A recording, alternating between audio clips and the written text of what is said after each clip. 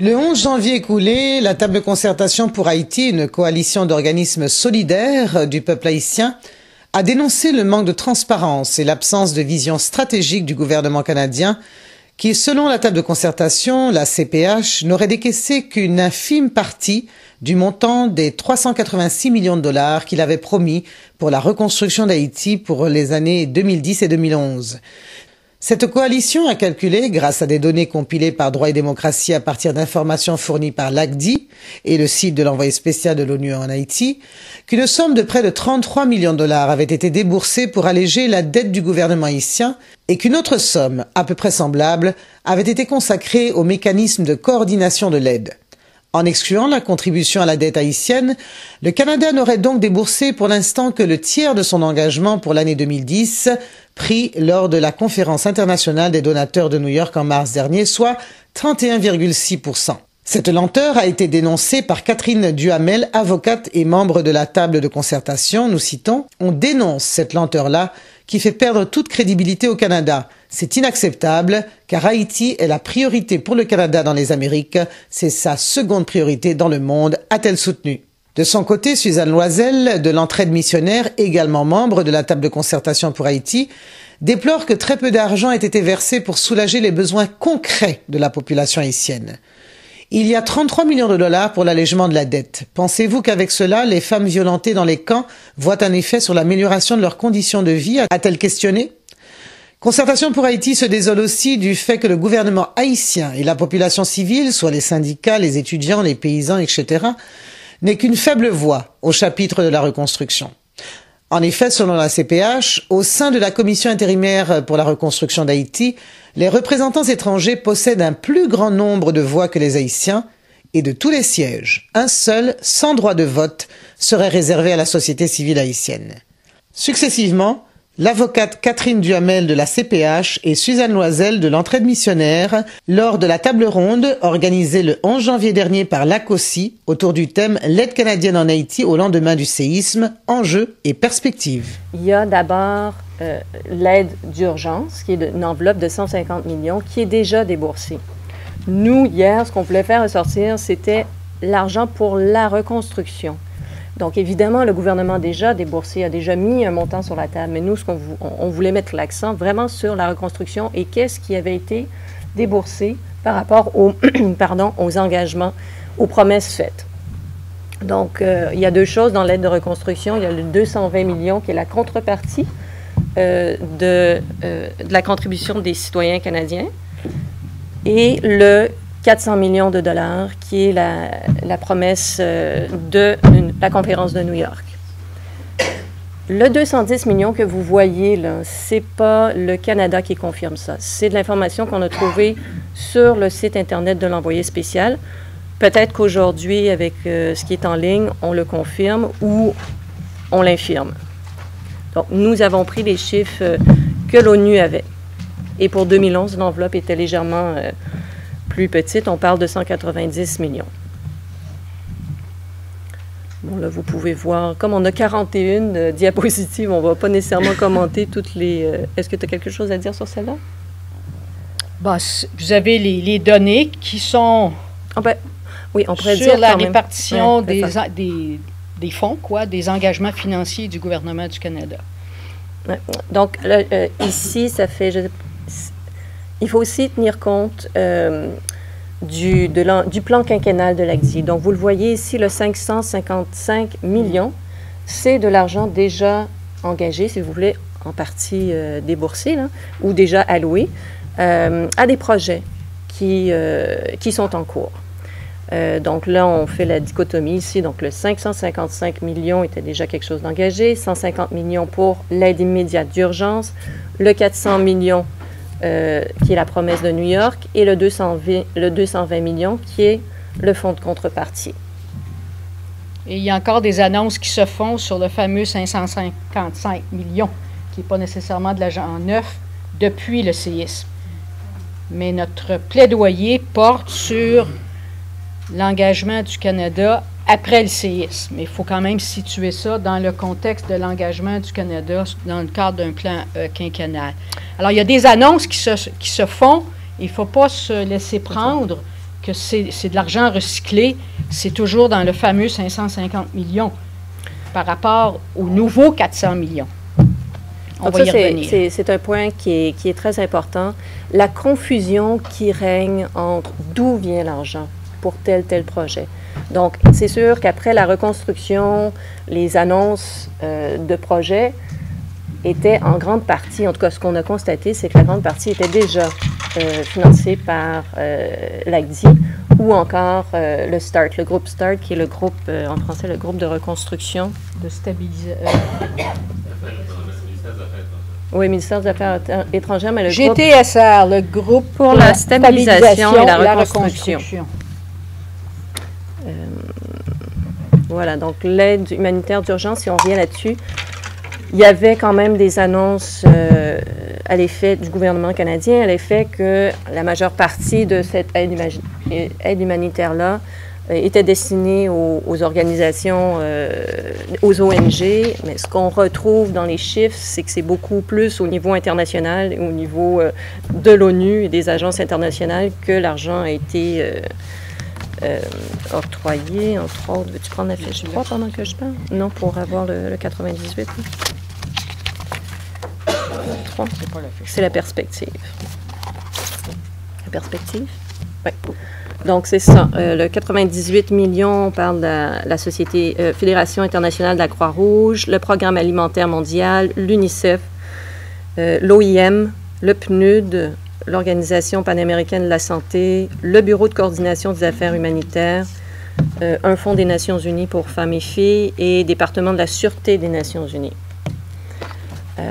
Voilà. Donc, ce qu'on disait hier, le fameux, ce qui a fait un peu sursauter, là, et on nous posait beaucoup de questions là-dessus, c'est le tiers de l'argent promis pour 2010. C'est-à-dire que du 400 millions, qui est l'engagement de New York, on a un partage indiqué par l'ONU de 210 millions. Sur ce 210 millions-là, on a un allègement de la dette de 33 millions de dollars US. Il restait donc un 54,8 millions de dollars US. D'où notre chiffre de 32, 31 et quelques, 32% des fonds prévus pour 2010, de l'argent promis pour 2010, dépensé, donc uniquement 32%. Est-ce qu'on prend les questions? Non, pas tout. CIRH? Ça, c'est le Fonds de reconstruction pour Haïti, excusez-moi. Donc, le CIRH, c'est la Commission intérimaire de reconstruction pour Haïti. Et le FRH, c'est le Fonds de reconstruction pour Haïti. Oui, si vous voyez des acronymes, là... Oui, donc... Oui, une autre question qui est importante. En fait, ce que j'ai été faire après la conférence de presse, j'ai été voir sur les sites Internet et ce qu'on faisait, en fait, ce que les contribuables avaient compris de notre conférence de presse, il y avait un point qui était... on n'a peut-être pas été assez clair à ce niveau-là, c'est que cet argent-là, ce que, évidemment, les journalistes ont pu dire aussi dans les journaux, là, peut-être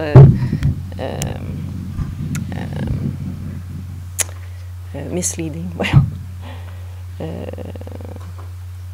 Induisent, voilà. In Spanish, por favor.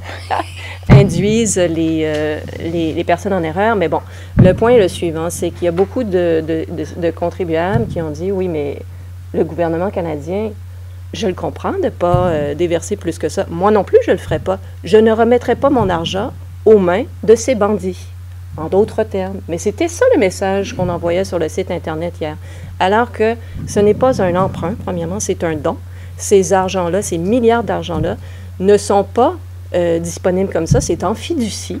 C'est géré par la Banque mondiale, la Banque internationale de développement et les Nations unies.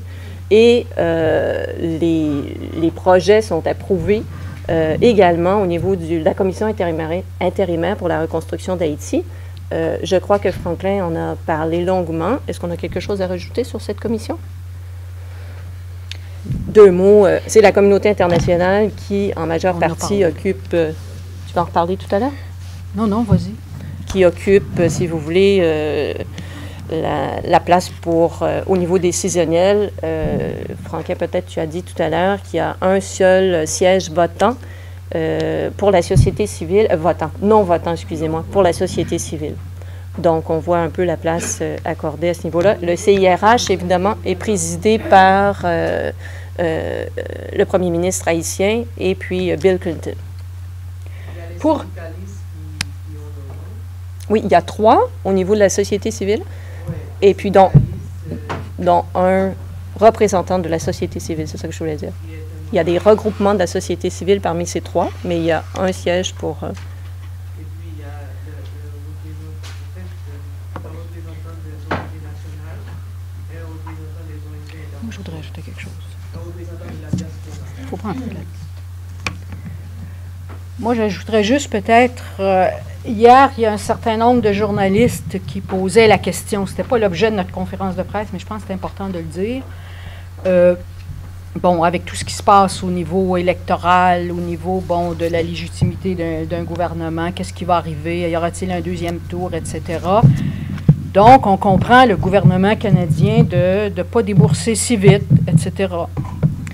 Alors, de répondre, et il faut être assez clair pour dire que dans la mouvance des conférences internationales, dont celle de New York, où on a mis des outils de gestion, qu'on peut être d'accord ou pas, la CIRH, le fonds RH, évidemment, qui échappe au contrôle du gouvernement canadien et aux organisations de la société civile, mais c'est quand même des outils qui sont en place. Qu'il y ait une élection, qu'il n'y en ait pas, on pourrait souhaiter qu'il y en ait, je ne rentre pas dans le débat de la légitimité, mais le fait qu'il n'y a pas eu un premier tour qui est fini, puis qu'il n'y a pas encore un deuxième tour, puis on ne sait pas quand, la gestion des fonds continue, et les fonds sont en fiducie pour une grande partie, et le fait qu'il n'y a pas eu d'élection, la CIRH ne tombe pas, puis la FRH non plus. Alors, je pense que c'est une façon de nous piéger, de dire, ben, écoutez, c'est pour ça qu'on retient l'argent, parce que le gouvernement n'est pas crédible, le gouvernement est corrompu, le gouvernement est je ne sais pas quoi. Et ça joue dans l'imaginaire des gens. Puis c'était très révélateur hier, pas pendant la conférence de presse, on n'a pas parlé des élections. Mais les 40 entrevues qu'on a données après, jusqu'à 3h30, c'est incroyable comme cette question est revenue sur la légitimité. Eh bien, je veux dire, quand on a parlé de la tutelle tantôt, il y a des institutions qui contrôlent justement, qu'on soit d'accord ou pas, la façon que ça a été mis sur pied. Mais laissons-nous pas piéger par ce discours. Alors que la table de concertation pour Haïti affirmait donc le 11 janvier que seulement une infime partie de l'argent promis pour la reconstruction d'Haïti avait été versée par le Canada, la ministre de la Coopération internationale, Beverly Oda, a assuré le lendemain que le Canada avait versé plus de 200 millions de dollars. La ministre Oda était de passage à Montréal pour annoncer une autre série de projets à caractère humanitaire pour Haïti, dans les domaines notamment de la santé, de l'éducation et de l'agriculture. Ces projets, qui totalisent 93 millions de dollars, porteront à 202,5 millions de dollars selon elle les sommes versées par Ottawa en Haïti. Et ces 202,5 millions représentent la moitié de l'engagement des 400 millions sur 2 ans du Canada envers Haïti après le séisme, a-t-elle souligné. Les Canadiens ont été déterminés et constants dans leur volonté d'aider Haïti. Les Canadiens et les Québécois en particulier ont fait une contribution exceptionnelle au cours de la dernière année, a-t-elle commenté. Les projets annoncés mardi ont trait notamment à des cliniques de santé, à des cliniques de maternité et à l'accès à l'école, ainsi qu'à des fournitures scolaires pour les enfants haïtiens. À Ottawa, cependant, le Bloc québécois a repris la critique des organisations humanitaires formant la table de concertation pour Haïti. 1 an après le tragique séisme qui a dévasté le pays, le gouvernement conservateur n'a déboursé qu'un peu moins du tiers du montant qu'il avait promis lors de la conférence internationale des donateurs de New York en mars dernier. C'est inacceptable, a opiné la porte-parole bloquiste pour ce dossier, Joanne Deschamps. Pour Inca Productions, c'était Nancy Rock.